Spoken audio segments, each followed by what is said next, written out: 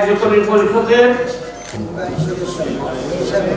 নির্বাহী সদস্য হিসাবে পুরাতন গির্জা ব্যবসায়ী কল্যাণ সমিতি নির্বাচন কমিশনের আয়োজনে সমিতির ত্রিবার্ষিক নবনির্বাচিত কার্যকরী পরিষদ 2026-2028 ইংরেজি এর শপথ গ্রহণ অনুষ্ঠান অনুষ্ঠিত হয়। সৃষ্টিকর্তার নামে জানুয়ারি 13 তারিখ মঙ্গলবার সন্ধ্যা 7টায় চট্টগ্রাম নগরীর কেসিদে রোডত অবস্থিত একান কমিউনিটি সেন্টারতে শপথ গ্রহণ অনুষ্ঠান অনুষ্ঠিত হয়। অনুষ্ঠানত প্রধান নির্বাচন কমিশনার আবু বকর সিদ্দিক সহ নির্বাচন কমিশনের সদস্য পরেশ চন্দ্র চৌধুরী ও ডাক্তার শামসুদ্দিনের নেতৃত্বে নবনির্বাচিত কার্যকরী পরিষদের সদস্য সকলের শপথ বাক্য পাঠ করানো হয়। এই সংগঠন করেছি আমি হওয়ার জন্য, আমরা হওয়ার জন্য। অনুগ্রহ করে আমরা হবে, আমরা করব, আমরা জয়লাভ করব, এই মনোভাব নিয়ে এগোবো।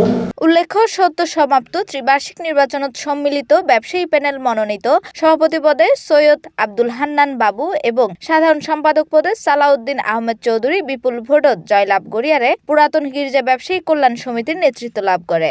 আসলে আরা জিন প্রতিশ্রুতি দিই বাস্তবায়ন করছি ইনশাল্লাহ। সিসি ক্যামেরার আওতায় করব, সিকিউরিটি গার্ড বৃদ্ধি করব, গেটের বিষয়ে একটু আলোচনা করেছিলাম। আর সবকিছু যেন পরিবেশ বান্ধব হয় সেটাই।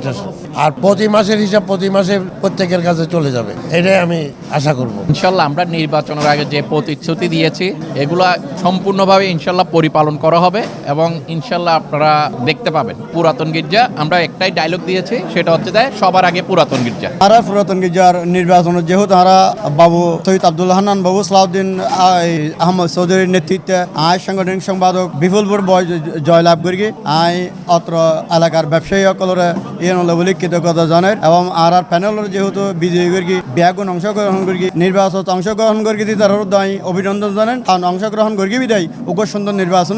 নবনির্বাচিত কার্যকরী পরিষদে সভাপতি হিসেবে দায়িত্ব গ্রহণ করেছে সৈয়দ আব্দুল হান্নান বাবু, সিনিয়র সহসভাপতি হিসেবে বাবু অমরেশ বড়ুয়া এবং সাধারণ সম্পাদক হিসেবে সালাউদ্দিন আহমেদ চৌধুরী। শপথ গ্রহণ অনুষ্ঠানত নির্বাচন কমিশনের সদস্যবৃন্দ সহ সমিতির নেতৃবৃন্দ ও ব্যবসায়ী সমাজের গণ্যমান্য ব্যক্তিবর্গ উপস্থিত আছিল।